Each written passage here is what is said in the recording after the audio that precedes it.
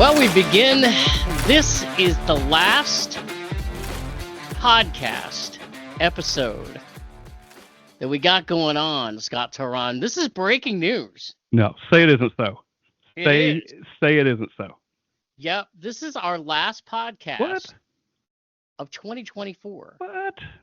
By the way, welcome in to the Brewery Underground podcast. Steve Sullivan, and you are, sir? Got Touron, the Chancellor of Beer. Hey, that's right. You are. You are the Chancellor of Craft Beer. And Yeah, man. Yeah, we have made it. It really is hard to believe that we got a little time left in the year, but yeah, this is our final one of this year. You're right. We start scheduling the next one that we post after this one will be in 2025. That's right. And you know what? We also, on this podcast episode, we got some breaking news going on. What? Wait. Do I know about this? Are we going to break it right now? Break it right now. Come on. Don't leave them waiting. Don't leave them waiting. No, I'm going to leave them waiting. Oh, God. All right. It is the last podcast episode of 2024. But there's also some breaking news that's going to be happening on this podcast, too. Okay. All right. Do I know about this? Is it going to You be a might. surprise to me, too? When news breaks out, we will break in. But hey, well, you're gonna. They don't call you. They don't call you Scoop for nothing. So I can't wait for this. Yeah, you know it. You know it. Hey, on this podcast, we got a lot of things to talk about. Of course, we're going to be talking about some beer. Yeah. And since we love top 10 lists, Well, we are do. counting down. We are counting down our top 10 favorite new breweries that we went to in 2024. Yes, and keyword new breweries. So everyone we list here was new to us this year in 2024. So we like a lot of breweries. Some that didn't make the list is just because we've probably been there before. So hence the being new part. And you know what they say, if it's new to you, it's new to us. Do they say that? Somebody says that. They do now. Yeah, I'm making it up as we go along here. Yeah, Hey, what before are we you dive drinking in, tonight? before we dive in, not complicated, how difficult was it for you to come up with just 10? Very. Mm-hmm. I have various categories that I included as well because it is my list. So there's some other different categories because it was difficult. Yeah, and we've talked about this before just over the past years. You can have different criteria for what makes your favorite beer or your favorite brewery or something that makes your top 10 list. So it doesn't have to be just about the beer. It can be anything, or it can be a combination of things. And mine are like that too. Mine kind of vary a little bit in between for different reasons, which I think makes it interesting. A lot of my categories this year include the brewery experience. Yeah. You're there in the moment and you're just going, this has captured the moment of what I like. That's right. You think about them when you leave, when you talk to somebody about them, it brings up good memories, or you're excited to talk about them. And I think I feel the same way. Mine was difficult because I think I had 12 I listed and I had to cut 2 somewhere. I can't say who I cut, but they might be in the honorable mentions, but it was pretty difficult to come up with just 10. It was, but that's what we did, Mm-hmm. and that's what we do, and therefore it shall be. Yes, and we actually give details, so we don't just run them off. We're going to give some details, and we're going to give reasons why we like them and why they should be on your list. Hopefully it helps people. We made our list, and we checked it twice. Yes. Yeah, all right. I like what you did there. So the beer that I'm drinking tonight, I actually ran out and got today because I felt like it was important to end the year toasting some guys that unfortunately they're still brewing the beer, but they had to shut down their tap room in Murfreesboro. Ladies and gentlemen, it is Panther Creek. Very nice. They're still brewing. I went to a liquor store down the street from me today because I knew they had it, and I wanted to get it. So this is called Panther Creek Brews BFB. It's called beer flavored beer. It's actually what it is. It's the pale Keller beer. Wow. So yeah. That is great. Great jobs. Still supporting the local. We are. Out there in Murfreesboro. Glad to see they still got beer out there. And, we've mentioned beer flavored beer before. I don't think I've seen a beer actually named it, though. I don't either. That's cool. How is it? But it's good. Yeah. So far, it's really good. Nice. I'm enjoying it. What do you got here? Yeah, they're still distributing in Murfreesboro and a lot of stores up that way. So, Yep. so very good. All right, I have got. We were just talking about this too, and I've got one for you. It's the new version of Marble Fox, no Oh, crust, PB&J. I believe it's grape. It's the original one. However, it's a new batch, and they've doubled the peanuts. I was talking to John yesterday. They've doubled the peanuts in this one versus the last one, and it's amazing. I'm going to open it now. I had some last night while I was at Marble Fox. He gave me a sample of it.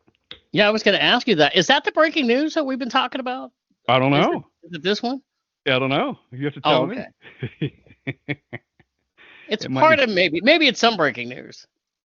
because I don't know if you can see the color. It actually is grape in color. I almost spilled it on my laptop. I have one of these for you, and you will, from the first one to this one, I think you'll notice a difference big time, especially in the peanut butter. Yeah, I think the one that they had, and we've talked about it before on some other podcasts. It was good. I think it was just a little bit too sweet because there wasn't as much peanut butter in it, and there was more jelly in it. Yeah, Yeah, this that's a is good definitely. looking beer. I forgot what the poundage he said he went from to two, but he doubled it, the peanuts. So, and you get it right Nice. on the nose, and then it's on the palate. Oh, you're gonna like this one. All right. It's very interesting to me that these PB and J mixtape and what Marvel Fox is doing as well. It's really become a thing in 2024, Yeah, hasn't it? it has. It's taken off big time. Like we've known about the Southern Grist one for a couple of years, and then I don't know exactly when Zool got involved, but then Zool got involved, and that's lighting the world on fire. And Yeah. Marble Fox is doing a great job with it, and we've seen it from other breweries too, in cans or even when you go to some of the breweries. So it has taken off, and people love it, especially if you do it right. And the ones we just mentioned are doing it right. Yeah. It is really really good stuff. And again, this one is not overpowering sweet wise. So again, you'll like this one. And Marble Fox has really taken off as a brewery Hmm. in Nashville too. I mean, they are gaining a lot of attention, and their canning business right now is really tremendous too. I know when I went out to Cool Springs Wine and Spirits out in Franklin not long ago, I saw a lot of their cans, and actually I had bought a couple. So Yeah, they're really getting into the canning business too. they are. And I talked to him about that last night. And a little bit of a spoiler, they just signed with a new distributor in town. Okay. So when they were at Cool Springs Wine and Spirits, they were kind of self-distributing. Within the last month and a half, they've gone to Debt Distributing as a new distributor. So they are excited about that too. So we might see them even more around town. So, All and they just right. put a new canning line too. But I don't want to give too much away because we may be talking to them soon. We might be, yeah. Hopefully, so we can check in with the fine folks at Marble Fox. Well, Yep. I'm glad you got that one. I make every once in a while. I love going to Murfreesboro. One of the big reasons that I used to love to go to Murfreesboro as far as like breweries was Panther Creek, but Hmm. we can still get their beer. But I actually went there a couple days ago. I had to check into one of the tap rooms there. Now we know Deep South Growlers is there. We love them. A lot of the Hmm. times I get to the one over by you, but Mr. Brews, which I've been to a few times, I got there and I love their tap list there too. I mean, you gotta love the Yeah. tap room, and I've been there so many different times now. And I got to talk a little bit about what I got on a flight there because there were some interesting things. Yeah. You had We a had good idea. You were excited about some things before you went there I too. I remember. was. I Hmm. was, yeah. Because one of the things that I'd seen on their tap list, and I think that when you, myself, and Chris Finnan had done the top 10 beers, we had talked about 903 brewers on there. Yeah.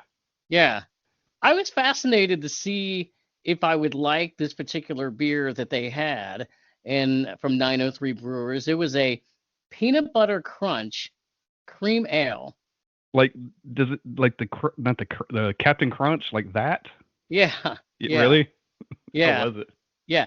It was. Do you know what really thought? I thought it was kind of interesting, and we'll talk about this at some point. But I was going through my list through the year of how many cream ales I've had, and there aren't that many, Right. right? I haven't had too many cream ales, and this one was really decent, but it got me to thinking, what would have been like as a stout, or what would have been like as maybe a sour fruited or something like Yeah. that. I started thinking, would it have more of an oomph Yeah. to it? Could be. Eh, Was the peanut butter? Could you get the peanut butter out of it? Assuming You that's what it was. could. Yeah. Yeah, it was like the peanut butter meets the cream, and it was sort of this okay, Yeah. and I liked it. I did rate it a 4 on Untappd, but it really kind of got me to thinking, I would love to also try that in a different style beer. Yeah. Yeah. A Yeah, stout does you sound know what good. I'm coming about? Yeah, Absolutely. Like a yeah, stout or even a porter with some of those chocolate notes or something in there yeah, too. yeah, Peanut butter. Oh yeah, that could be really good too. And yeah. I know 903 a little bit. I think we mentioned him on that same episode with Chris when we went to Great American Beer Fest. They had that Cool Ranch Dorito beer that Hmm. we were talking about. Yes, It's the same. It's the same brewer, yep, 903. I know. So they do some unique things. It looks like. Yeah, they do, and that's one of the reasons I was excited. But I like the diversity that I got. I mean, whenever we get flights, sometimes we'll look at like the color scheme, and go, Yeah. look at that color scheme you got going on. Hmm. I had to almost attribute to you because I haven't had enough burial this year, Wow, and so I got their pale ale profit maker. that's a good one. Yeah, which I thought was pretty good. So I had the Hmm. profit maker. I also had from Cedar City Brewing Company a chocolate hazelnut brown ale. It was okay. Brown ales for me kind of go hit and miss sometimes. So Yeah. I would say it was maybe around average for me. It's probably not something that you would see me drinking very much, but it was all right. Yeah. Did the hazelnut kind of do something there? Did that turn you off at all, or? Yeah, yeah, I would say that was probably it. I think Yeah. this sort of the combination of it, just the style. Yeah. Yeah, I I think gotcha. It's yeah, worth trying though. it's worth trying, yeah. And then another one that I got was the I love the name of this thing, Fluffer Nutter from Abita Brewing, which was a white stout and an 8% white stout, and that was pretty good. I rated that a 4 on Untappd, and I also got a very little taster. I didn't even ask; they gave it to me. The PB&J mixtape from Zool. They Really? had it there. I didn't even ask the girl behind the bar. She just handed it to me and said, "Here, try this." And I laughed and I said, "Well, I've tried that before." You Yeah. knew exactly what it was. Yes, sir. I tried that before. So it was really good. And then after that, I went over to Cedar Glade. Hadn't been there in a couple of months there in Murfreesboro. And man, Cedar Glade's another place that I really love. And I also got a flight there. This one was like it was all a dark colored flight. I had posted some pictures on our Instagram and some other places. So a couple things I had gotten then from there was it's called the Midnight Sun. It was a black IPA from there, and I thought that was pretty good. And then also it was I think it's called the Semich from Cedar Glades, Okay. Semich. I think it's Semich. But let me tell you something. This thing was a wild ale. And they warned me. They said that thing is really, really off the charts wild, It and was it wild. was like the first sip, and it was a 9.1%. Whoa. And the first sip I had, I went, "Whoa!" My head snapped back, Did you but did your I jaw drank it. tighten up right there? Yeah, Like a yeah, sour? Yeah. yeah. I got it down though. I got it down. The more I kept drinking it, the more I liked it. But like the first sip was like, whoa, you know how that happens sometimes. So yeah, that wasn't too bad. And then Those wild ales can be that way. yeah, and also from Cedar Glade got the Sunkissed Amber Lager. That was pretty decent.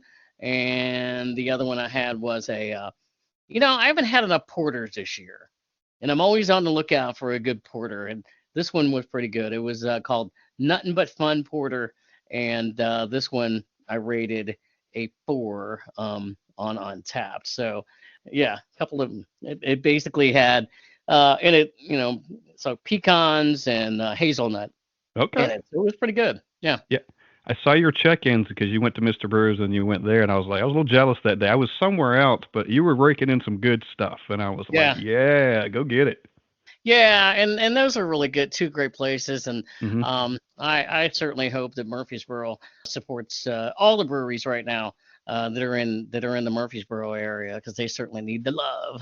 Absolutely. And I think there's still more room for expansion out there and growth, not expansion necessarily, but growth. We've seen two close down, unfortunately.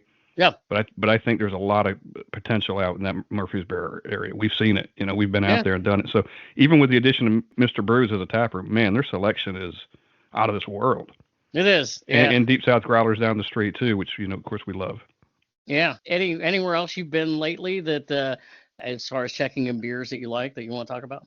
Well, I wanted to go back and talk about that Fluffernutter real quick. I was like, that Hmm. sparked my interest to see if I've had it. I did have it before. Actually, Deep South Growlers had it one time. I only gave it a 3.5, but I bet if I went back again and had it, because my ratings have gone up a little bit, I'm kind of starting more with a 3.8 versus the 3.5 that I used to.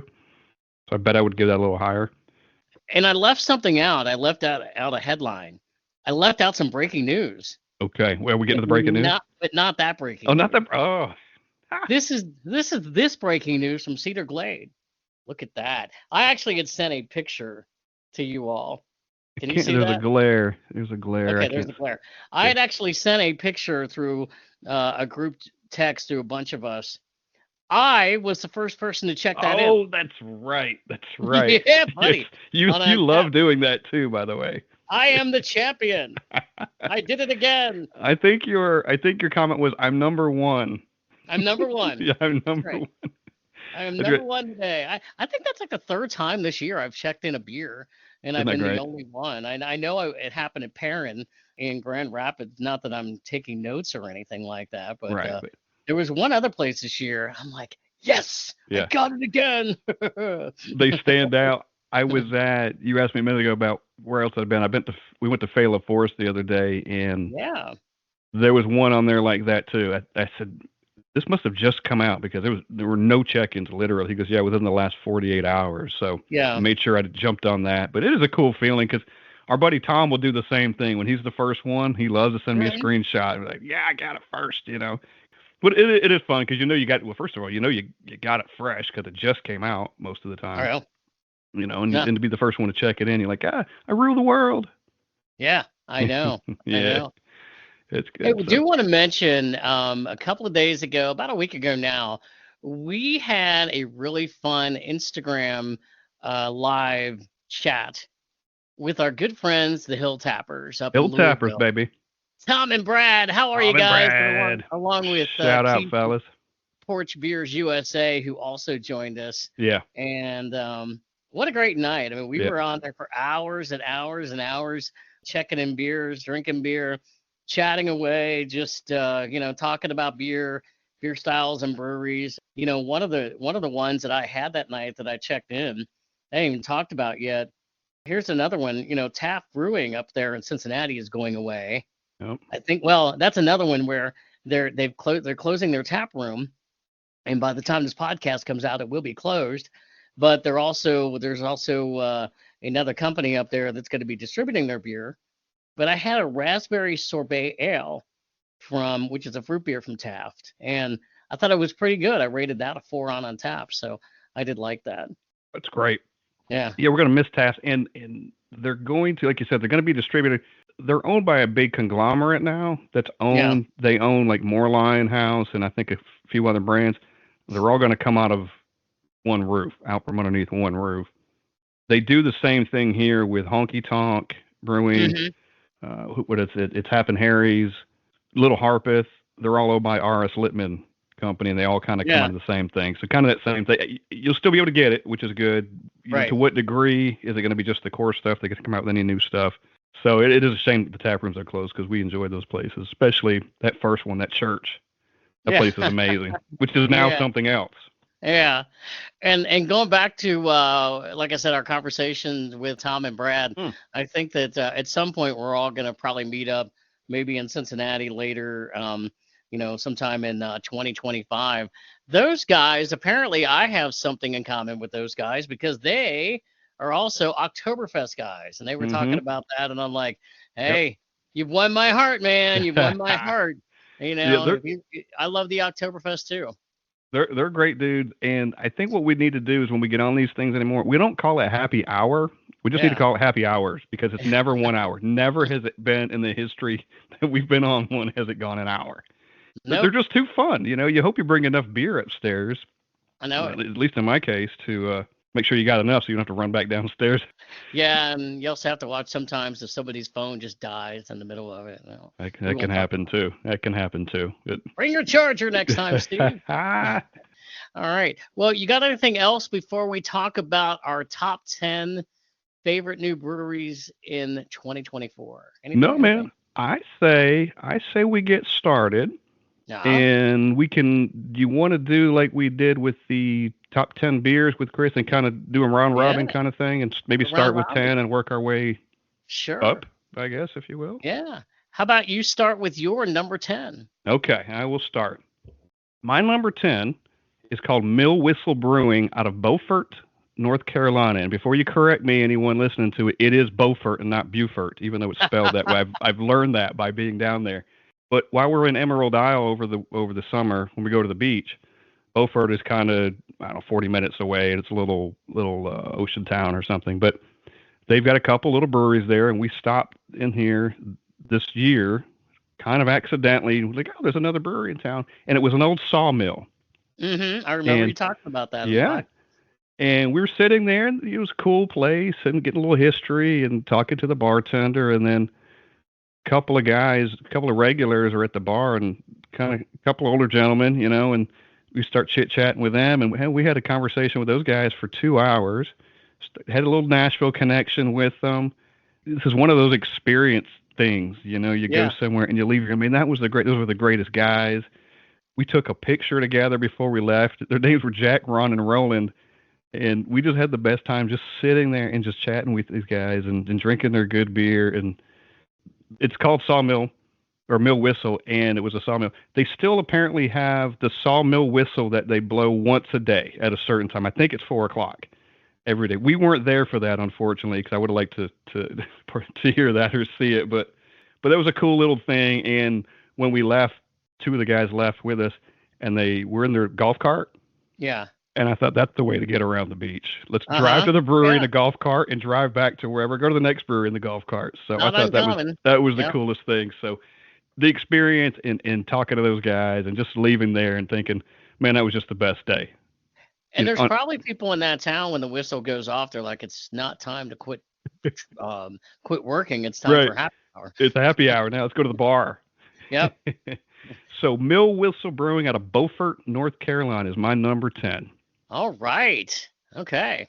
How about you? What is your number 10 there, Steve? I am ready for my number 10. This is a place that I've been to a couple of times this year. It's amazing. I had not been there before, but my number 10 is Living Waters in East Nashville. Awesome. Awesome choice.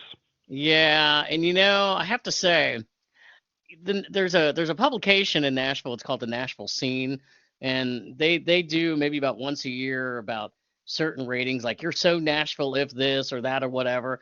And I feel like Living Waters should get a prize of you're so East Nashville if you go to Living Waters, because I really feel like this place is really perfect for people that live in East Nashville. It's been built up over the years. It's trendy, it's modern. There's so many different things going on there. And Living Waters is different than I think any other brewery around the Nashville area because it's a brewery and a coffee shop. Yeah. In a In a, good in a coffee shop, too. in a good coffee shop Hmm. in a growing area of town. I mean, you go in, the vibe is really, really laid back inside. I mean, you kind of go in there and you're looking around going, Yeah. this is really kind of cool. It's chill. It's not overly loud or anything like that. It's just kind of this chill place. And one area you might see people drinking craft beer. Another you might see people just sitting on their computers, probably doing some work, drinking some coffee. Hmm. Um, Hipsters. Yep. yeah, I love it. And their beers are so different too. Yeah.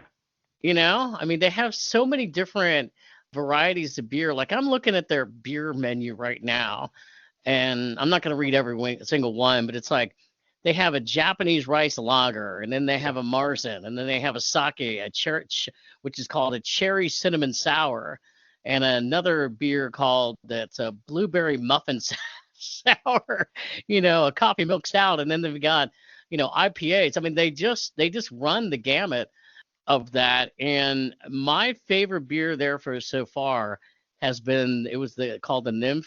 It was the Imperial IPA that I got there. So I just think this place is really fantastic. And I was thinking about this too. Like, if people who maybe they're planning a trip to Nashville, or if you live in Nashville and you're going, where can I go in an area, a specific area? Like if I wanted to go over in the Living Waters area, what else is over there Hmm. as far as breweries?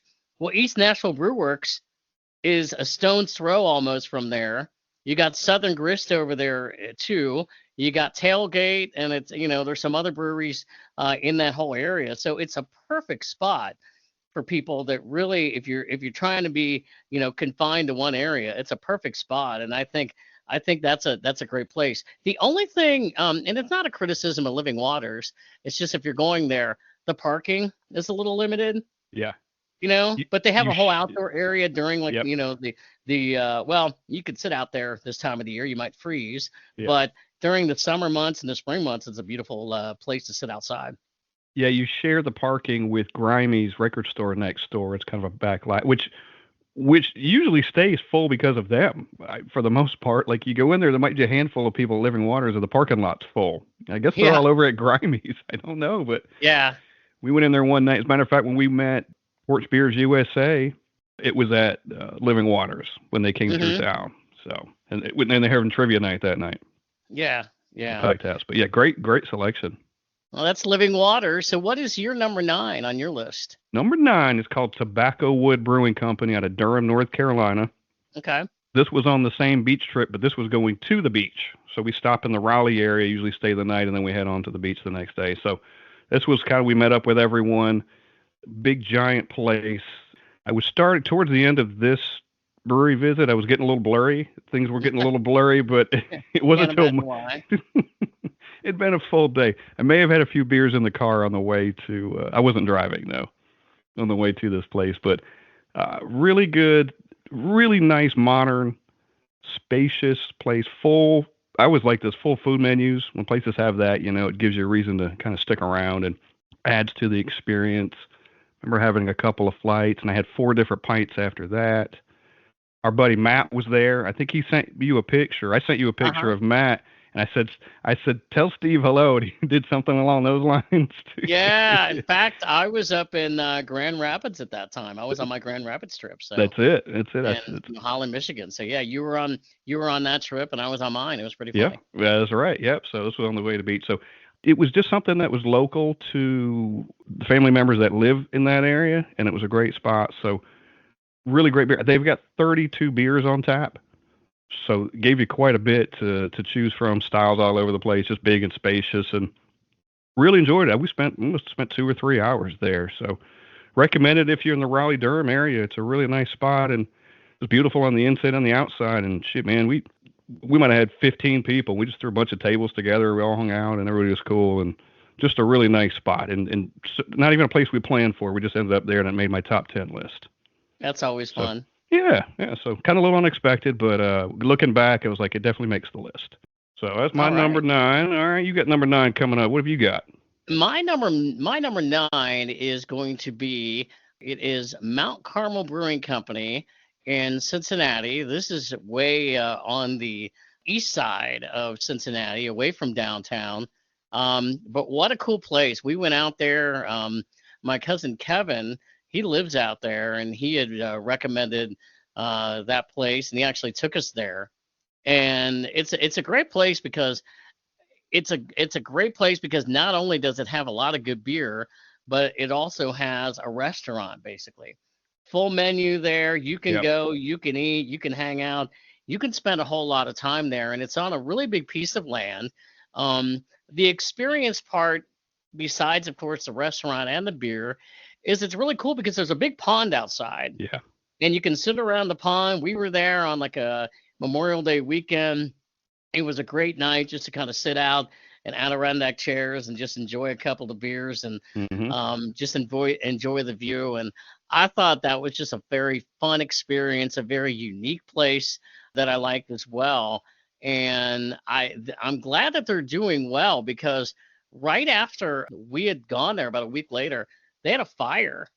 in their brewery. I remember you showed me that. Well, Yep. when I say the brewery, where they brew the beer, everything else stayed open, but they had to pivot and get a lot of guest taps for a while. I Yeah. mean, that was really kind of devastating for them for a couple of months. I'm not sure exactly how long they've been back and being able to brew their own beer again. I think it was just recently that they were able to start doing that again. Yeah, glad they didn't go completely under there.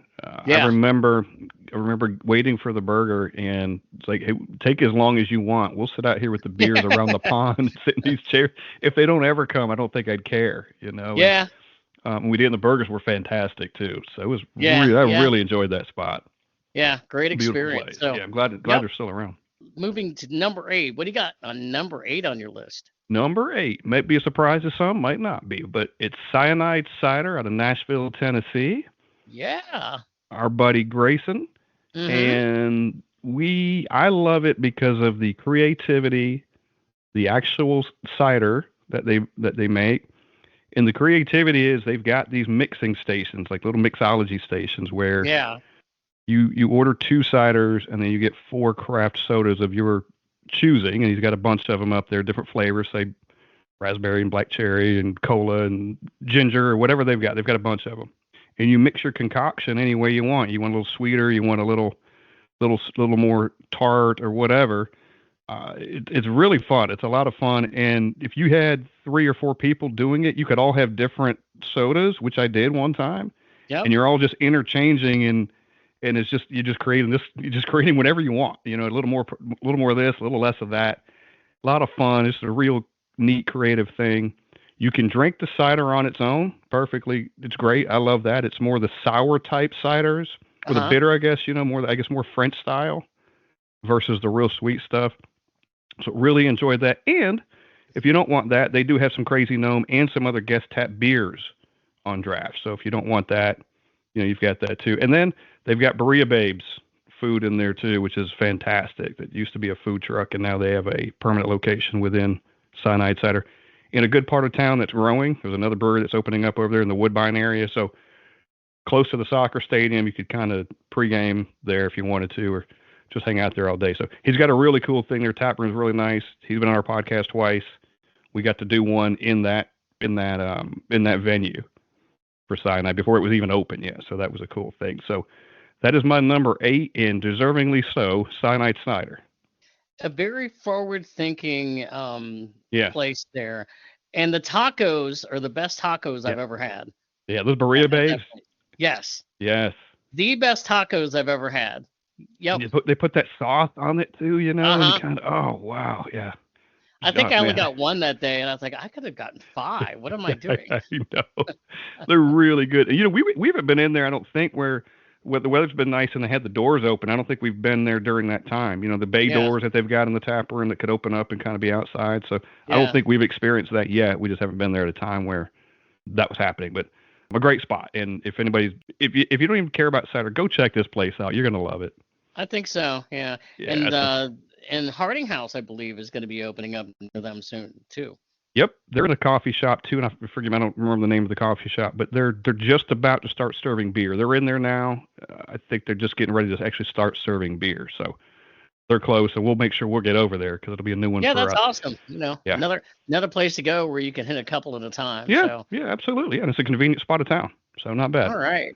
Well, my number 8. Yeah, my number 8 is, you were going to announce that. My number 8 followed my number 9. Like literally, when we went to Mount Carmel, after that we went to Street Side Brewing, still over on the east side of Cincinnati. And I had heard, we had talked about this. We had heard about this place a few times. I know Keith from Porch Beers USA had been there, and he was talking about this. And I had a couple of beers up there before I'd even made it to Street Side. But what a very fun and unique place. And I looked on their website, because if you go there, you can tell it's in a very older style building.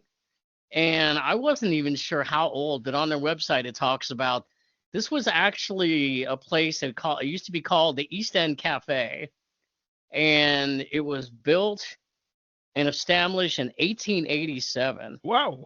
So that's how old the building is. And it operated live music there until there was a fire that closed it down in 2010. And then I guess, shortly thereafter, Street Side decided to take it over and do what they're doing now. And we got to get back out there Yeah.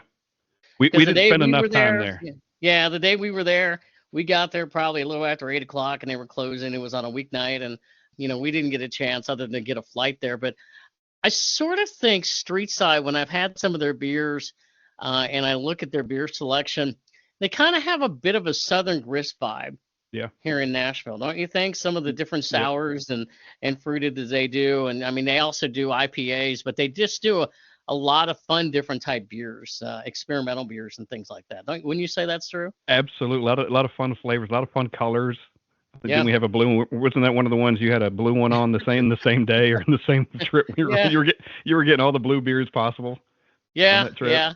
And on our last podcast that we did with our friend Liz, I talked about one of the street sides that I had at the little Marathon gas station, and they do street side in their little tap room, and I've had a couple over there, so it's just it's a lot of fun. Yeah, that's really good. We were able to take our time, but we couldn't get too much there when I went with you that first time, just because they were getting ready to close up, and we'd had a full day anyway. But yeah, we got to spend some more time there next time. Yeah, we definitely will. Well, that's my number 8. What is your number 7, sir, of your top 10? Number 7, and thank God we got there when we did. Yeah. 16 Lots Southern Outpost, Newport, Kentucky. And you're shaking your head, and for good reason. How we hardly knew thee. Yes, that's right. You had been before, and you recommended the place, and we're saying how great it was. And it didn't disappoint. They were going to come on the podcast, and then they had some trouble, and they were like, okay, well, we're hanging on here. We're trying to get through, which would have been earlier this year, like kind of get into the summer months, the spring months when things got nicer and people would be, more people would come out. And they did. And I say that because they've recently now just closed. Yeah. Yeah. In both locations. So they're gone. However, they had a great spot right there at the Southern Outpost, right there on the river. You come off that walking bridge right there. And there's a lot of other businesses right there. I don't even know what you call that whole stretch of stuff, but Newport on the Levee. Yeah. There you go. Yeah. Yeah. So, they had the doors open. You could sit inside and look out. We had some food. We did that. And then when we were done, we got some beers and they were kind of closing up and we just hung out outside on the river right there, just drinking beer and, enjoying the scenery and, drink. And they had good beer and the food was really good. Really nice spot. I never made it to the other location, but just the overall experience there was great. And look, you go anywhere and sit on a river and look out and, it was getting to be nighttime. So the lights were on and the whole thing and the whole vibe was cool, but it's a shame they're gone. I don't know if they're going to brew beer or anything. I guess we haven't heard anything like that. Yeah, I haven't heard anything either about that. I think it's just one of them things where, I don't know, maybe that location, especially, the one over in Newport, I know that the one up in Mason was their original location and the one in Newport. I don't know. I think it may have been one of those things where going in the beginning, they had a lot of construction costs and stuff like that. And they had almost shut down. Then they had rebounded a little bit, but it did. I think that area, Cincinnati is not exactly a major tourist destination all year long. I mean, it's a Midwest city. It's got a lot going on in terms of if you live there and you may want to go up there and get some, craft beer and breweries, but it's more like a summertime destination as far as like certain things for, the Reds or whatever, going through town. So I think that really may have taken them down a little bit of not getting enough traffic in there, Yeah. It's not like Nashville where, if you open up a brewery in downtown Nashville, it would probably be crowded 24/7. Yeah. It was just other than a few days, right? For the most part, they're going to be there. Yeah. It's a shame because when they were saying this, because I think it was about this time last year, they're like, we're just trying to get through, say, St. Patrick's Day. And that's when kind of the crowd start coming back and it's an event. And they did. And they got through, maybe 5 or 6 months after that. And it's a shame. It's a shame that they're gone. And they sent us, and the reason I mentioned the podcast was because they had sent us some beer ahead of time. They did, yeah. Yeah, before they knew they weren't gonna come on, but to have on. And I think one was a cherry something. It was like a cherry. Oh, lots of cherry cheesecake stout or something like that. Yeah, it was fantastic. Oh, it was so good. I remember that beer. So remember how good it tastes. So Anyway, that was my number 7. I am happy to have gotten there once. Yep. I wish we could go back and go to the, but it's no longer. So Yeah. anyway, that was my number 7. What is yours? All right. Well, my number 7 was one that I just talked about on a previous podcast. So it's kind of a late entry, but I had to get it in there. There's a lot of reasons for this one that I really liked. It's called Municipal Brew Works. They're in Hamilton, Ohio. And for people that aren't familiar, this is an area basically between like Cincinnati and Dayton. But Hamilton has a lot of history for me because I used to work up there. Municipal Brew Works. Basically, they're in a brewery that used to be the City Hall building. Oh, yeah. And I used to cover as a reporter back in radio days. I used to cover city council meetings inside this building. In fact, I have a really quick funny story to tell you about this that I didn't tell in the last podcast when I was talking about checking in a Municipal Brew Works. So in this building, this is probably going back about 28, 29 years ago. I was covering a city council meeting in this building. Okay. Where the brewery now is. Well, actually, the brewery's located in the firehouse, but the whole city council area is still in that building. I was sitting there one night in the city council meeting, and I started feeling nauseous, and I had to step out, and apparently I had a bout of food poisoning. No. And I could not return, and I had to call my boss and say, you know what, you're gonna have to come down here and deal with the, go in and get the tape recorder and all that. At the time, back when you used tape recorders. Oh, yeah. Because I got brutally sick and had to go home, and it ended up it was food poisoning. So that's an interesting memory of in that building. But I can tell you, I did not get sick that day when I went there. Quite the opposite. Yeah.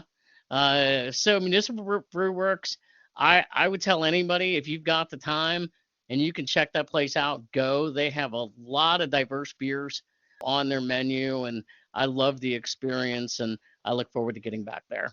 That's awesome. That sounds great. And I was going to make a comment about it, but I'm going to wait because you have something similar in one of your other upcoming breweries. So I'm going to wait. Yeah. But when it comes up, yeah. So is that the breaking news here tonight? No. Okay. I don't think so.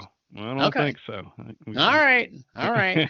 Well, we're up to number 6. What is your number 6? Number 6, and this one I'm excited about all of them, but this one I'm really excited about because it's called Urban Artifact, and they're in Cincinnati, Ohio. And one of the reasons I'm excited about this one, it's in a Catholic church. Yeah. It's in St. Patrick's Catholic Church, and I'm not kidding. It's not next to it. It's not around the corner from it. It's in it. It's in the church. Like you go up the steps into the church. This is a kind of around the side, and you go into the brewery. It's amazing. It's so cool. I know.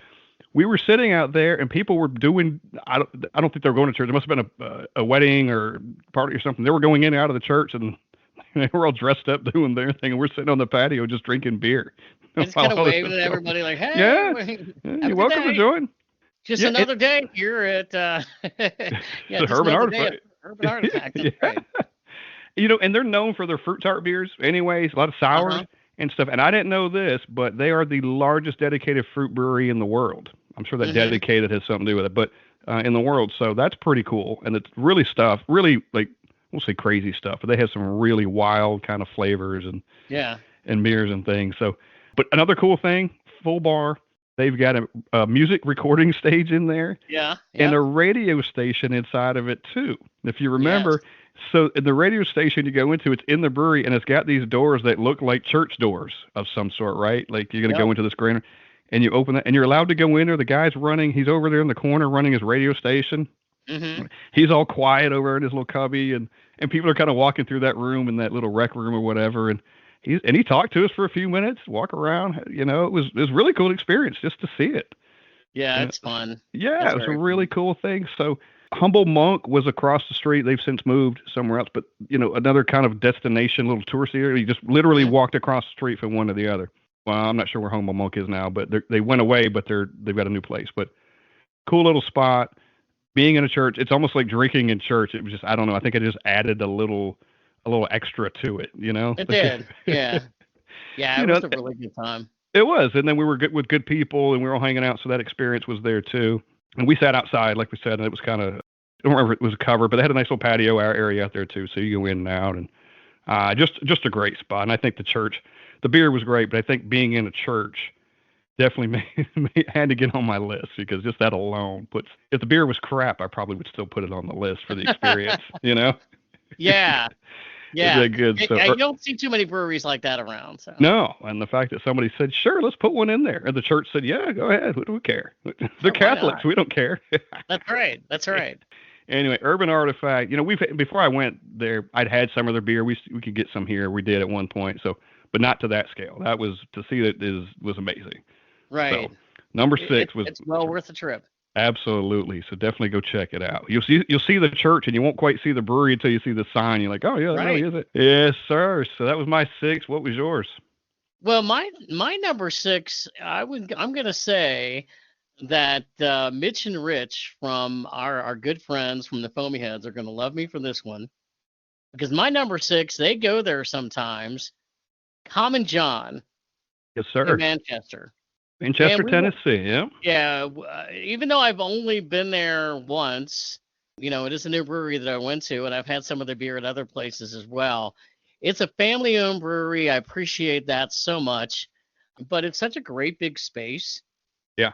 And it's such a cool space as well. I mean, you literally, if you're not living in the Nashville area, or if you live in the Nashville area, I should say, and you don't live in that area, I mean, it is a bit of a drive. It's about an hour or so to get there, but it's worth it. And they do a lot of great beers. I just love it. They have food options there. I mean, they have breakfast there. In fact, yeah, they do. Yeah. In fact, I think Mitch sometimes, because he lives in Chattanooga, when he's coming up, he'll stop there for breakfast. Probably get something else there as well. And you get a beer and a biscuit. Yeah, I know. I feel like that needs to be me one day. I'm just gonna hop in the car one morning on a Saturday and head on down there and have some breakfast and get a couple other beers. So yeah, Common John. I think that's a great place, and I definitely look forward to going back there in the future. Yeah, really. Yeah, the outside area is really nice. It's huge out there. I think they have some live music sometimes. The first time I remember ever going, we were leaving Jack Daniels, I think. And it took us kind of through the rural to kind of get there. Yeah. Even though the interstate's right up the street, but it took us. I thought we were going to John's house. It was so rural back there. You just keep and you're like, where the hell are we? And then you get out there and this thing just opens up and it's right there. And it's wonderful. I wish it were a little closer, but it's definitely worth the drive to go out there. It certainly is. So moving our list up, what is your number 5? We're in the top 5. This one is called, and I'm going to say it slowly, but when you say it fast, you'll understand why. Hoof-Hearted Brewing. What's that again? Hoof-Hearted Brewing. Hoof-Hearted. And saying that 5 times. Hoof-Hearted, yes. Hoof-Hearted Brewing in Columbus, Ohio.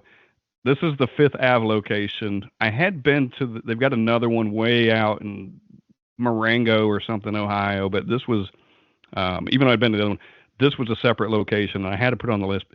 The name's pretty cool. But their beers are fantastic. They do a lot of double IPAs and triple IPAs. Yeah. Man, I bet they average, if you took an average of all the beers, they probably average 9% on their beers. Wow. Like there's not much below that.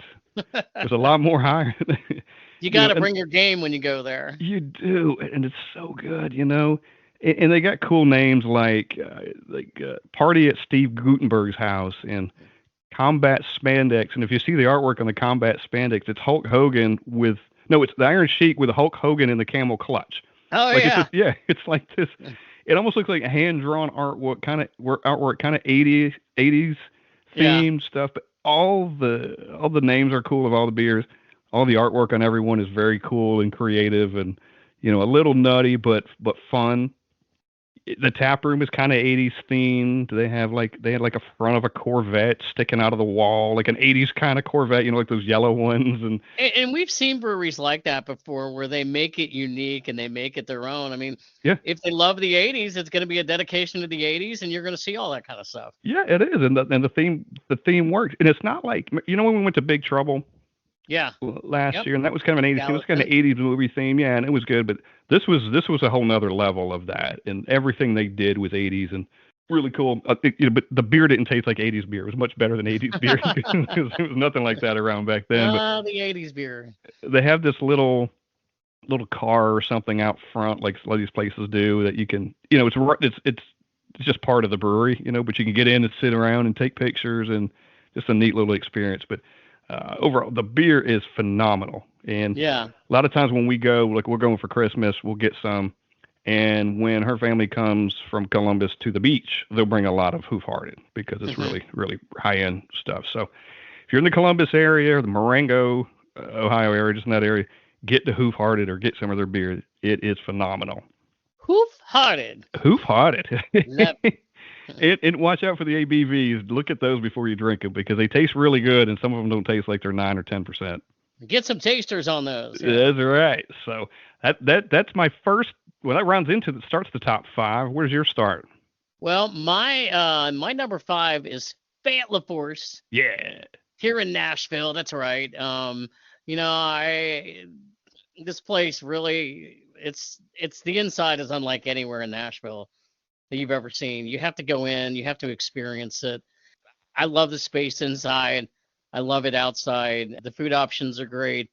The beer choices are tremendous. I can tell Mm-hmm. you that some of the ones that I've had that I really love was like Imperial Menace or Dark Lager, the Mornings of Gold, their Fest beer, and of course the one that was your top 10 pick on our top 10 beers of the year, the Fresh Hop Amarillo IPA. Yeah. How good was That that? that was fantastic too. And again, we did a podcast out there with the Foamy Heads, and we had the owner on, Parker.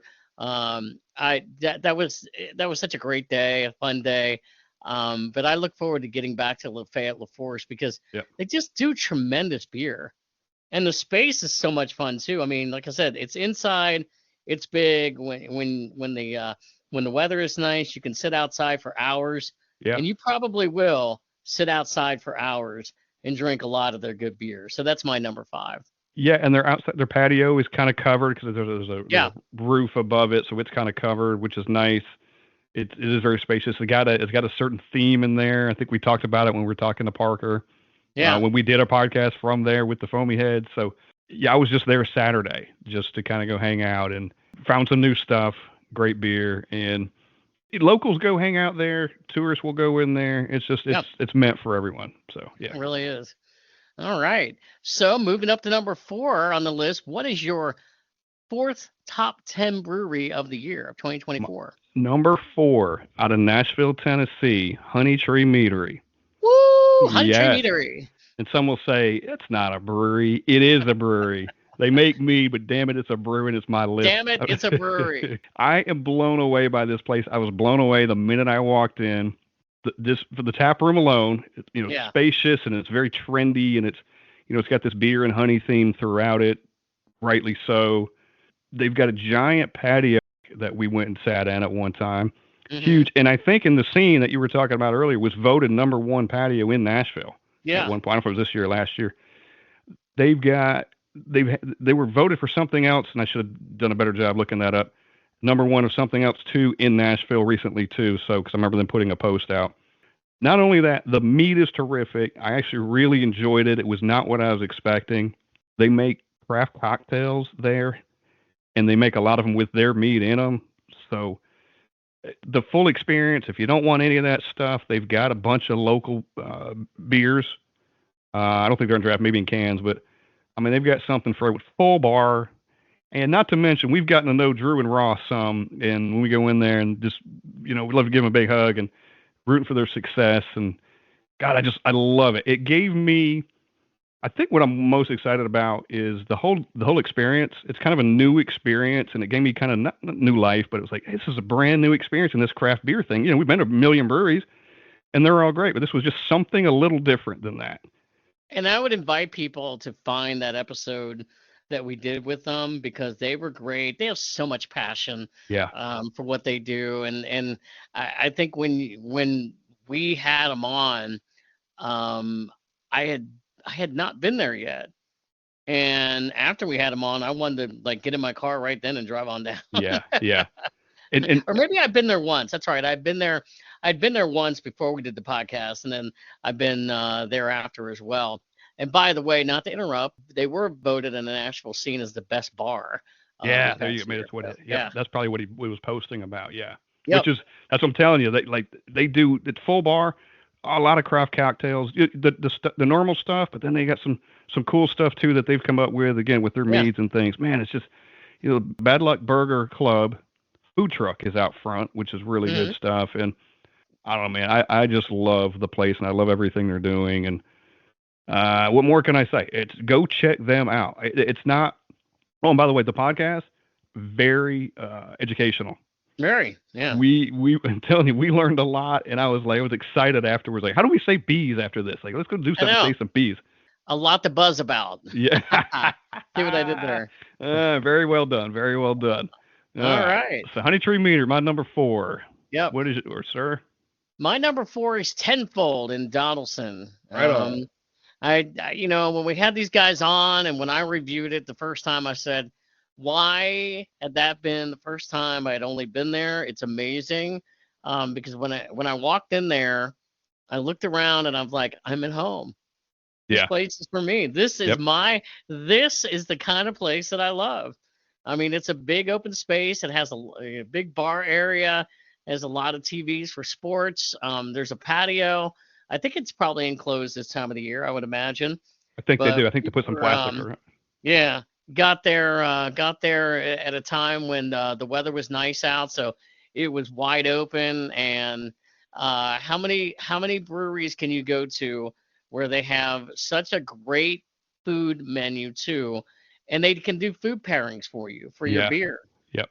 I mean, we did that on the podcast with them. It's like, say, if we're having, like some salmon and blah blah blah, what would that go with Yep. what beer? And I had the lobster roll when I went out there, and sweet potato fries with the beers that I had. And I'm like, how many places can you go where you're going to get a lobster roll Yeah. at a brewery, and it's going to be first rate? It's not just going to be like, we just slapped it on and there it is. I mean, it was damn good food. Yeah. They got I think they've got like a legitimate chef in there and everything. Yeah.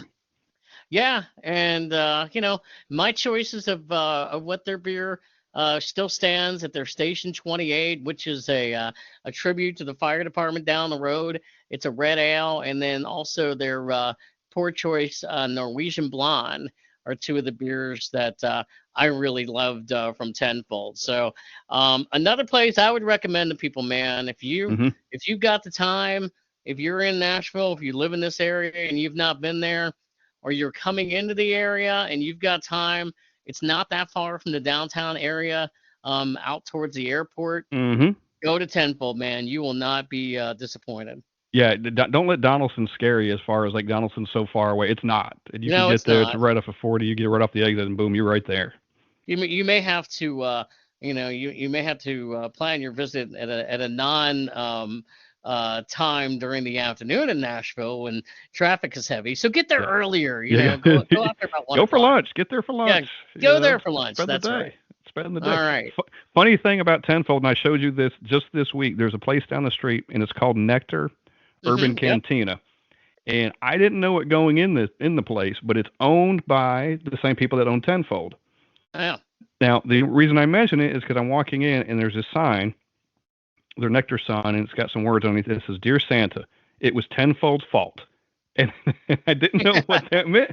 And I was like, well, I know Tenfold. I'm sure it's some funny play, and I didn't know if Tenfold had a sign. And I went and asked him. It said, well, we're sister companies or whatever, so we just Yeah. kind of just messing with them kind of thing. So it was kind of neat to see that. That was literally just like 2 days ago. Or yesterday maybe even. So Nice. funny little story there. Anyway. All right. Well, moving on to number 3. What you got?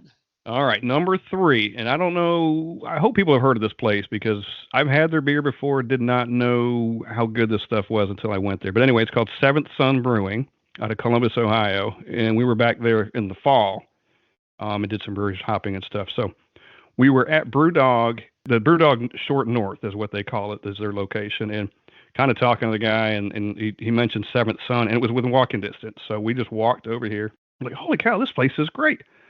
So we get some beers downstairs, and we notice there's an upstairs. So we go upstairs. The upstairs is as big as the downstairs. It covers the whole top, and the ceilings are glass. Mm-hmm. So it's like a greenhouse in there. Yeah.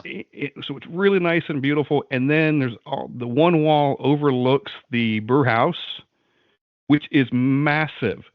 I mean, it's not a tiny place. It is humongous. So we get to that. So I get to talking to one of the guys, and I go, "You think I could like just take a couple pictures of the brew house?" And he goes, "I'll give you a tour." So we walked Oh, around. Yes, nice. we walked around just one on one. Walked around the place, kind of gave me the history, kind of tell me what they did. I mean, these are massive tanks. They got a ton of them, so they brew a lot of beer. And I forget if you said they contract brew for a lot too, but huge place. So beautiful. Hung out there, and we're sitting there, and we see these guys walk in with baseball uniforms on. Yeah. And I get to talking to them. They're the 1869 Cincinnati Red Stockings vintage baseball team. Yay! And we see them, and we notice on the way to driving into Columbus that day, we saw them playing in the park. They were playing a game. So after the game, they had come Yeah. into this place, and I don't know, half a dozen of them. I bet I talked to them for an hour and a half. I think I wore them out. I think they were probably more tired of talking to me than they were playing the game. But they were so cool. You know, they play the old rules. They play with as much of the old equipment as they can. Right. The baseball, there's a picture of it on our Instagram. Like the seams on the baseball don't go all the way around. They kind of stop halfway. It's really, Yeah. they play as traditional as they can. It's really cool. They got the uniforms on and just the rules in place. It was really cool. So part of the overall experience. I mean, how do you not put a brewery on your list when you just that alone would I know. have made Yeah. the list? So And sometimes that's what takes it to a whole new level. I mean, yeah, you're just getting that experience that you didn't anticipate, and you're like, I need to come back yeah, because this has been a great day. it was awesome. I would tell anybody in Columbus here, go to Seventh Son, man, just hang out. It is just beautiful by itself. Maybe you give you a tour. I don't know. Completely. Yep. Yes, that was number 3. What have you got All for right. number 3, sir? Man, my number 3 is Brewery here in Mm-hmm. Nashville. And again, this is another one where I would tell people, whether you live here and if you've not been here or you're coming into town, put Brewery on your list to go. You will not be disappointed. Unique captures Brewery. It is Yep. barrel aged beers. There are so many good ones. It's so big inside. The funny thing is now, if you're going in the wintertime, take a coat, take a hat. You may need to take some gloves. If you're going in the summertime, well, dress like you would be outside because Yeah, they don't have heat in there and they don't have AC in there because of the barrels. But what a tremendous experience. And I don't know of any other brewery that is like this. Do you? no, not at all. And if you go in, you mentioned barrels. There are hundreds of barrels Yeah. just loaded down in the whole place where they're barrel aging, kind of wine barrel aging some of their stuff. And you know they do sours and they do fruited sours, but not the sweet stuff. It's more of that wine type sour, almost a wild ale in some cases. I think, like you Hmm. mentioned, it is wonderful. And they do other stuff too. They do IPAs and they do pilsners and lagers, and I don't know if Yeah, they do any I've stouts had yet. my favorite there was a Czech dark lager, Yeah, but yeah, you can go into various places that they'll sell beer in Nashville, but a lot of times I want to go to a place that has singles, and they do, you can yeah, buy a lot of different varieties, and they can a lot of beer they too. do. So At a lot of yeah, places around town. I go to Main Street quite a lot, and they got a bunch there. yep, Yeah, really, really great place, man. It's anybody's ever yeah, been is like, yeah, we like yeah. Barik. Yeah, If you know, you know. yeah, So you do. Yeah.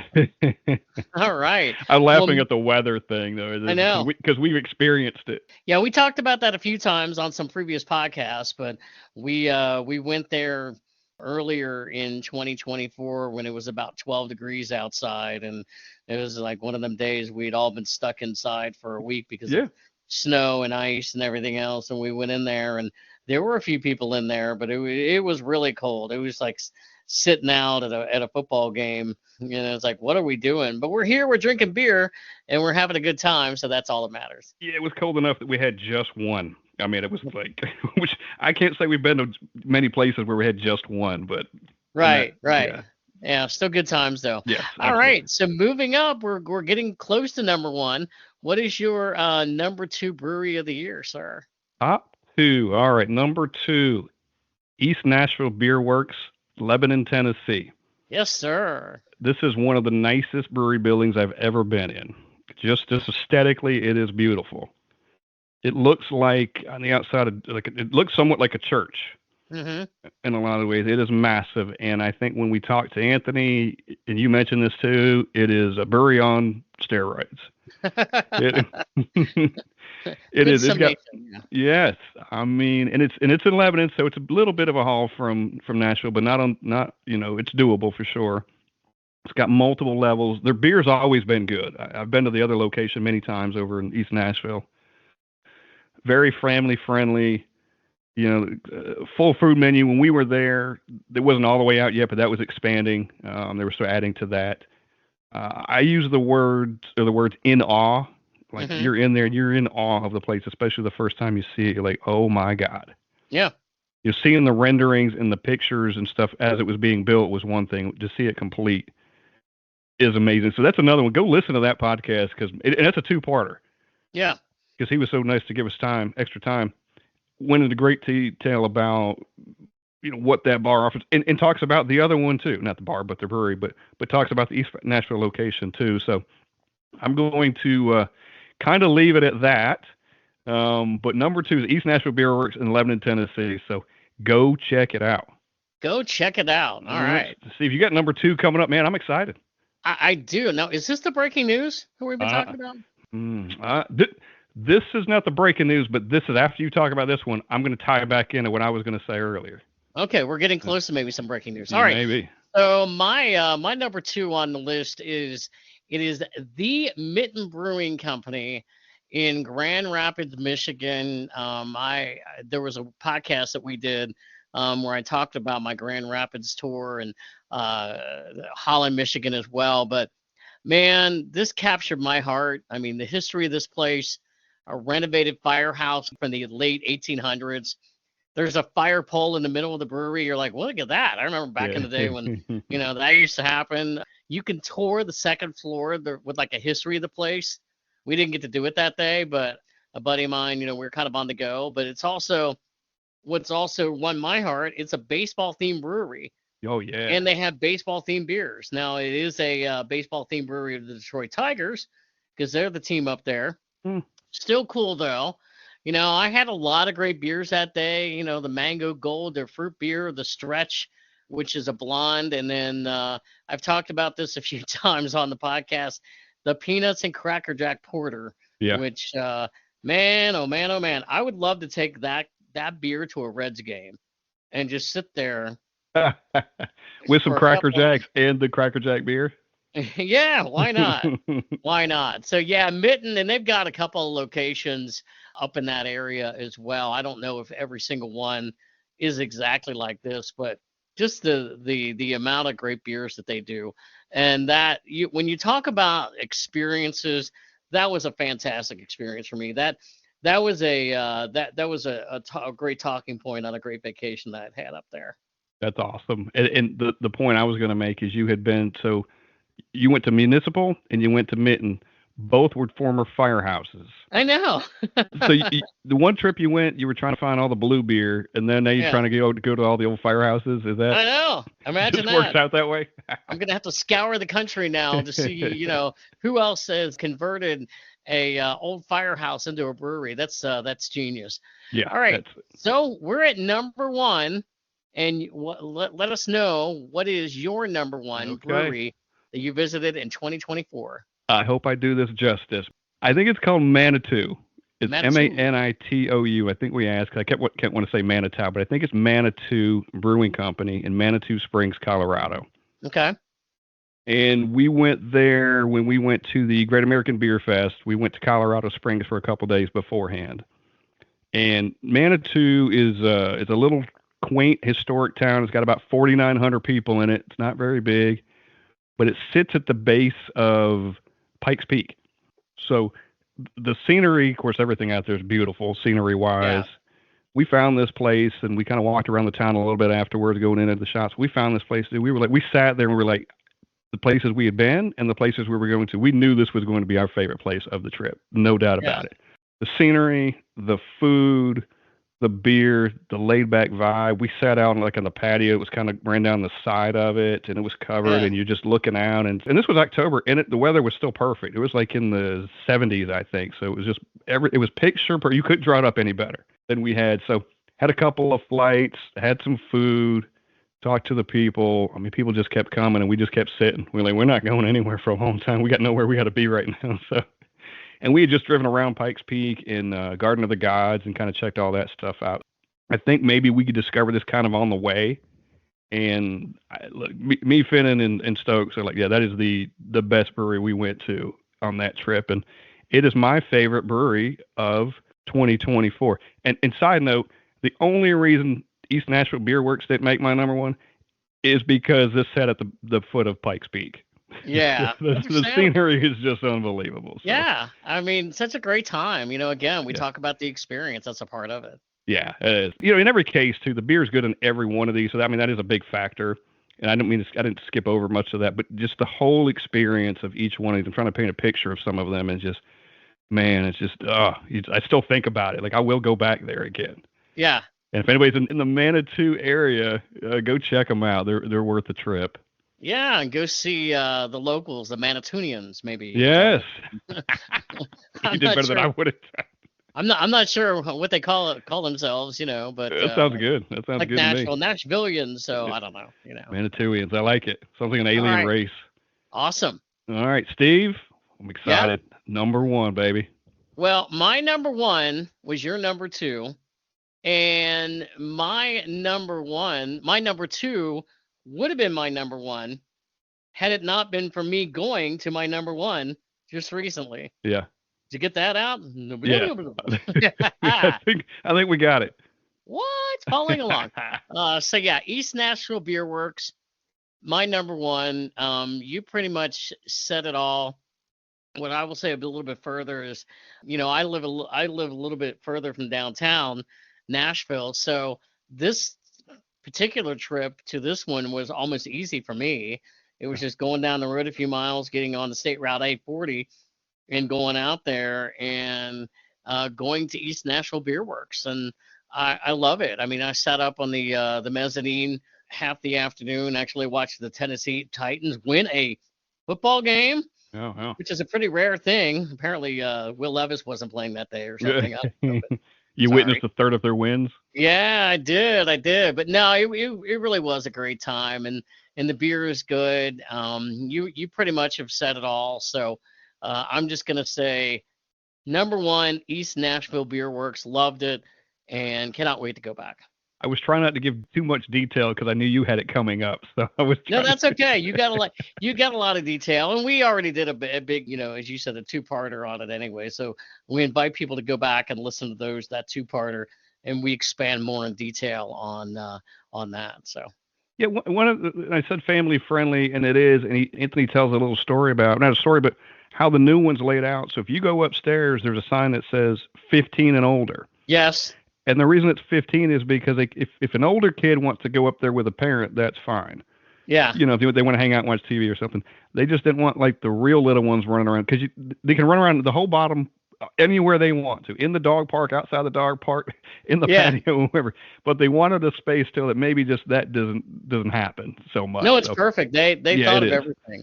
They thought of everything. So hey, what I'm going to do here, and I know you have a couple of them as well.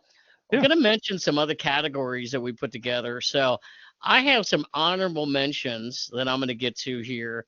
My honorable mentions of some other breweries that I really liked. I have Honey Tree Meadery there. We talked about them earlier. Big Lake Brewing in Holland, Michigan, I went to. That was a great place. That's an honorable mention for me. Perrin Brewing in Grand Rapids, another good one. And then got to give a shout out to Middle Ground in Murfreesboro. Like that. Yeah, want to get back there. That's another great place. So love that one. I have a couple sleeper breweries. Now, we just talked about these, or you just did a few minutes ago. So I'm not going to spend a whole lot of time on this, but my sleeper breweries are Urban Artifact and Humble Monk. Yeah. Because I didn't expect the experience that I was going to have at each. Urban Artifact, great place. I didn't realize the whole church vibe was exactly that. And their beers are kind of interesting because they are really sour. But I had a great experience there. Had a wonderful experience at Humble Monk. Didn't really know much about them. The space was awesome, even though it's now closed and they've got a new location that's going to be opening soon. But the beer was really tremendous too. And I really love that. And then I'm going to give a couple special mentions. Our friends with Dark Shadow, Yeah. they're always at beer festivals. Always love all the beer that they do at festivals as well. And I gotta throw in some love for Braxton Brewing because I went there and they just opened up a new location in Union, Kentucky. We just talked about that on a different podcast as well, but gotta throw out, Braxton because it's such a great place. So Yeah, and you just came from there too, so I can't wait yeah, to experience that. Hopefully, in our May trip or whatever, we get to hit there yep, to check it out. So, I got a few as well, honorable mentions. One is called Celebration Brewing Company in Celebration, Florida, which is outside of like Orlando. We were down there this past year. Great little spot. They were kind of brand new. They were still hooking up their tanks and gave me a little tour. So there was a place in Denver called Flight Co Tower. They've hmm got a couple locations. This used to be an actual air traffic control tower. nice. Yes, the building is still there. You don't go in there necessarily for the brewery, but there's a building around it. But it is there. It's part of the brewery. It was a working one at one time. I don't know a lot of history about it, but there was another one in that area called Launchpad Brewing in Aurora, hmm Colorado. Had like a space rocket theme. The beer was all the kind of that way. A lot of artwork and murals and replicas hanging and like satellites and rockets and things all over. Like I on love a it. pretty large scale too. And they had like 33 taps and really cool place. I hate that I couldn't put it on my top 10. It would have made probably 11. I think that was one of the ones I had to bump, but really great spot. And another one that I would call a sleeper. It's in Knoxville. It's called Monday Night Proofing Company. So it's like Monday Night Brewing. We've got Monday Night Preservation here. I don't know where these names are coming from, but it's all Monday Night Brewing. So it's in Knoxville, Tennessee. It's in the Kearns Food Hall, which is the old Kearns Bakery. So they've got a common space for all the other, businesses and restaurants and stuff. You can sit outside and everybody can drink your beer and eat your food. They had the common space. Kids are out there running around. There was a big stage and like a big screen TV watching football and stuff. So if you're in the Knoxville area, check that out, man. That's a really cool spot. And if you've ever been to a Monday night, you kind of get the vibe in the beer, but this was a different experience altogether. So Yeah. yeah, kind of a sleeper. It almost made my honor mention. I thought that's a sleeper one, I think, because people might not know that it's in Kearns Food Hall All up in right. Knoxville. So that's kind of my list, man. I am also gonna throw in one more that Sure. I meant to put on my list, and that's Darkness that I went to Ah, right after Thanksgiving. Darkness Brewing in Newport, Kentucky, and that was also an awesome place. I only had one beer there, so I'm gonna hold off maybe on talking about them a little bit more. I think when we all get there yeah. and have more of a better experience of that place. But can't wait to get back to Darkness. So got to give them a little love too. And we're going to Party Source, so we're definitely going to go there. Yes. All right. Well, Isn't there? Are we missing? Is there something we haven't been told yet? You've been making us wait. oh, are you talking about the fact that this is our very last podcast For 2024. for No, 2024? 2024. That's kind of Yeah. it, but I think there's something else. I feel like there's something else. I can't quite put my Yeah. thumb on it. You're holding out on us a little bit. Ladies and gentlemen, we have some breaking news, and this is pretty big breaking news. All So, right. on the last podcast, one of the last podcasts, actually, it was two podcasts before this that we did on our top beers for 2024. We rated our top 10, you, myself, and Chris Finnan. Mm-hmm. And we always talk about sometimes you can have a beer and you drink it again and you go, I like this beer more than I had it the first time. Or maybe you don't. Right. Well, it just so happens that one of my top 10 beers I drank and I like it more than I did the first time. And not only do I like it even more, so we're going to say which one this is right now. It is the Great Lakes Juicy Vivacious Double IPA that I ranked number 4 on my top 10 list of 2024. Amazing. I had it a second time. I liked it so much, and I started looking at the rankings, and I went, it has ascended. It has gone up. Gone up, people. I'll tell You want to know how far up it has gone? I would love to. Well, it has gone up further than number 3. It has jumped over number 2. I feel like this was a Price is Right game. Go ahead. And it has vaulted over number 1. It even beat out Founders Ultimate Oktoberfest. So, wow. I am ending 2024 with this breaking news announcement that I am rating the Juicy Vivacious Double IPA not only as my number 1. I did not rank any beer in 2024 as a 5 on Untapped. And right now, I am hitting the button. Oh, wow. We're witnessing it? Huh? We're witnessing this? Yes. I am hitting the button right now. It's hard to see on the camera with the glare. Yeah. But as of right now, in real time, here we go. I am ranking the Juicy Vivacious Double IPA as a 5 and my number 1 beer of 2024. Wow. Checking it in right now. Boom. And there you go. Boom. The ratings have completely, the average rating has now gone up. Boom. Boom. Boom. Look at it. I just got a notification. Steve has checked in Juicy Vivacious Double IPA by Great Lakes Brewing. Let me see. Let me check your score. Let's see if it's 5. It's a 5, people. It's a 5. It's official. I love it. That's my number 1. I love it. Two quick questions. Yep. It's the only 5 you gave in 2024. Is it the only beer you've ever given a 5? No, I think back in the day when I was really excited, there were a couple of Oktoberfests, like the Sam Adams, that I rated a 5. There's probably a couple others, but there haven't been too many. Not too many. No, you save those 5s for special occasions. Nope. Yep. And the other shocking thing about that is it's an IPA, and you've mentioned this recently, how your love for IPAs is growing, and because of that Vivacious series. I know. I'm going to be part of a whole new crowd now. The IPA crowd. They're going to really think I'm cool. They're like, he's always checking in all these fruit beers and all this other kind of stuff. What's going on, Steve? Yeah, when you go into a brewery and all these people are going to the back, but they don't let you, that's what they're doing. They're going to the IPA room. Now you're allowed in. I'm going to be a part. I'm going to be called Mr. IPA now. It's okay. He's cool. They let you in now. He's all right now. He don't look all right, but he's all right. He's all right. He's one of us now. Well, congratulations on the 5 and the growing appreciation for IPAs. There you go. All right. Well, you know what they say, when news breaks, we got it right here. Well, that was breaking news and it blew me away. So that was a great way to end 2024. All right. Well, you know what? I think we're good. I think that we're going to be back very soon in 2025 to let you know more of what's going on with us. We got some fun and cool stuff coming, so just stay tuned. All right.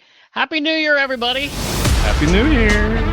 From the Brewery Underground Podcast. Cheers. See ya.